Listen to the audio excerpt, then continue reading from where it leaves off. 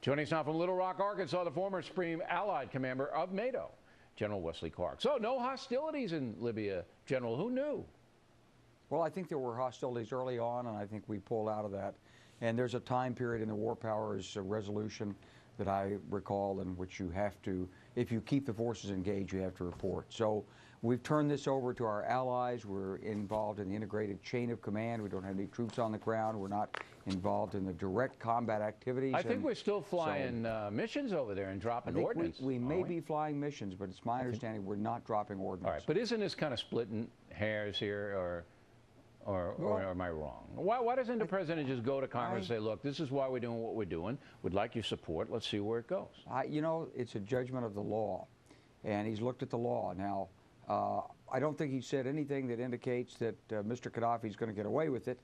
And my guess would be that eventually NATO will come together, tough it up, and maybe the United States will have to put forces in there, or at least in the air. If I were President Obama, I'd just take it into Congress, explain my position, say this is the right thing to do, and hope that the Congress would vote along with me. And if they didn't, then we pull out. I mean, that's our system. I don't like this dancing around business. Okay. Well, Bill, he's trying to balance off the significance of our interests. General. You know he's dancing. You know what he's doing. He's parsing and dancing. This is the difference in there's no vital U.S. interest in Libya, and there's no reason to have U.S. troops engage in hostilities that risk their lives in Libya. That's the distinction he's making. And that's why he's, I believe, standing on the principle of the War Powers resolution. I do think that we're involved in combat missions over there. I could be wrong. Now, as far as Afghanistan is concerned, you just heard a pretty good debate from Colonel Hunt and Mark Thiessen about, look, if Petraeus, and I fall on the side of Petraeus. I mean, I think the guy is a genius, a tactical genius. And if he told me, you know, keep him in there another year, and we're going to have really a good story to tell, I'd probably keep him in for another year. Would I be wrong? Well, I'm on the side of Dave Petraeus, too. I think he's an outstanding leader. He's done a great job in Iraq, and he's doing a great job in Afghanistan. But the president has to look at a different picture. He's got to look at a broader, deeper picture. So go back to the beginning. The reason we went there in the first place was not to defeat the Taliban, and it was not to build a nation in Afghanistan. It was to go after al-Qaeda. And we've dealt them a really heavy blow. Now we've got al-Qaeda in Yemen. We've got them in other places. So I think we've got to be very much aware of our power. We've got to deploy it to meet the threat in the most appropriate way. I think we've got to leave Afghanistan in a responsible way. It seemed to me like the president completely fulfilled his obligations as commander-in-chief. But here's the hole in that argument. When President Bush issued the ultimatum to the Taliban, he said quite clearly to them, you have to take action against al-Qaeda. You guys, Mullah Omar and you got to get them. Mullah Omar gave us the proverbial finger, okay? So then we went in to remove Mullah Omar, not bin Laden. And that's what a lot of people don't understand. We went in to remove the Taliban from power, which we did very, very quickly. We removed them from power.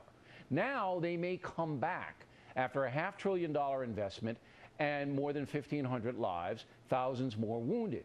And I'm saying if General Petraeus says to me as president, you need another year at full strength, I give him the other year because it looks like President Obama's playing politics now. He's looking at the polls. He knows he's in trouble for re-election. He's playing to his left-wing base. That might not be what's in his heart, but that's what it looks like, General.